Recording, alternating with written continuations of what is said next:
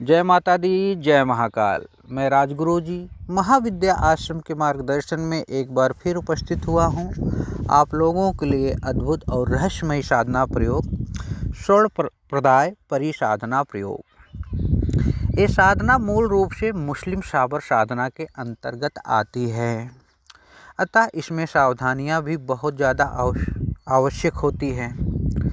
लेकिन एक बात यह है कि यह साधना कोई भी मानव कर सकता है, चाहे वो गृहस्थ हो, सन्यासी हो या मूल रूप से तांत्रिक हो। सब साधनाएं इसको कर सकते हैं और यह साधना एक प्रत्यक्षीकरण साधना होने के कारण, और सही बात यह है कि इस साधना में शायद ही कोई ऐसा साधक रहा हो जिसको दोबारा करनी पड़ी हो, वरना ये साधना एक बार में ही सिद्ध हो जाती है।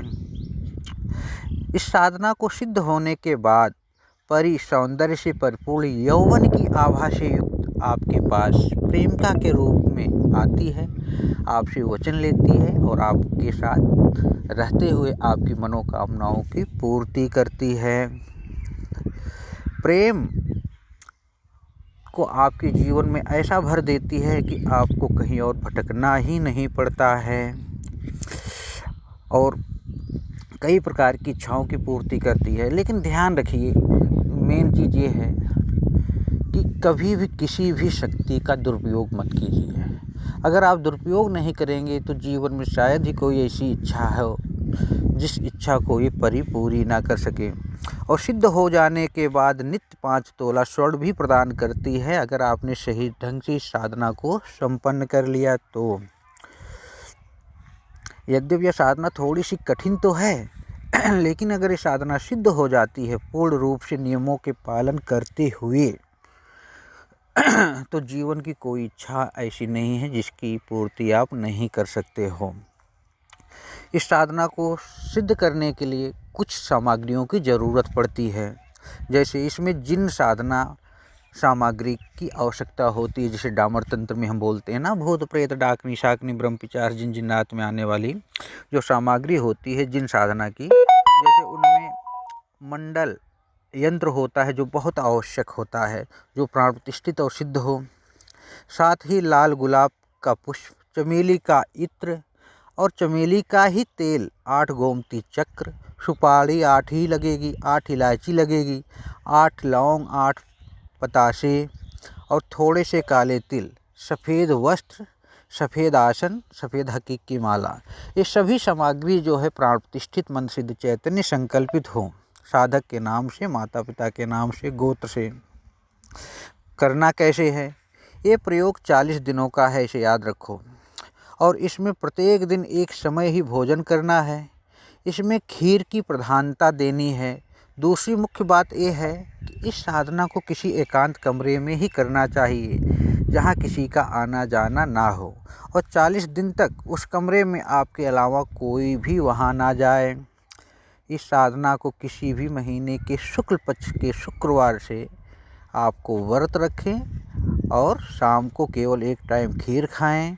स्नान से निवृत्त होकर रात को पूरे कमरे में पुष्प की, जो गुलाब पुष्प है उसकी पंखुड़ियों को बिखेर दें, और अपने कान में भी इत्र का होता है ना, रुई लगा लें।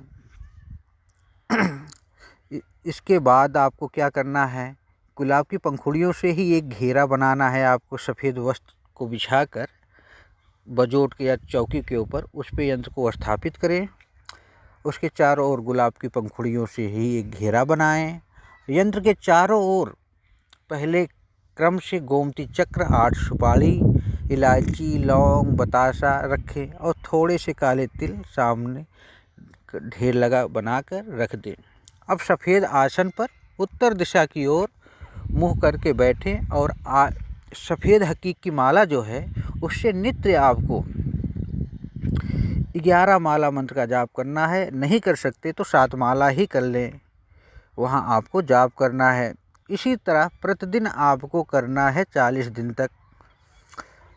रात को भोजन में खीर का ही प्रयोग होगा। यदि हो सके तो प्रतिदिन सिर्फ खीर का ही प्रयोग करें, नहीं तो भोजन कर सकते हैं। किसी भी साधना की सफलता जो होती है मूल आधार उसके नियम का प्रयोग होता है, और बाकी नियम भी तटस्थता से पालन करें मंत्र जो है अहिर्ना अरीना शरीना सफीना अक विपा सदा सदुनी कामनी पदभावी वशम कुरकुर स्वाहा। जीवन को पूर्ण और आनंददायक पूर्ण बनाने के लिए ये साधना अवश्य करें, क्योंकि ये प्रेमिका के रूप में जीवन भर आपका साथ देती है, धन धान सुख संपत्ति से भरपूर कर देती है। और याद रखिए, कोई भी साधना बिना गुरु के मार्गदर्शन में ना करें, उनसे आदेश लेके उनके अनुसार बताए गए नियमों के हिसाब से करें। और जो भी साधना विधि है वो मैं आपको डिस्क्रिप्शन में दे दूंगा, वहाँ जाके आप इस साधना विधि के बारे में जानकारी ले सकते हैं और हमसे भी मार्गदर्शन ले सकते हैं। हमारी और लोग जो हैं उनसे भी आप मार्गदर्शन ले सकते हैं। जय माता दी, जय महाकाल।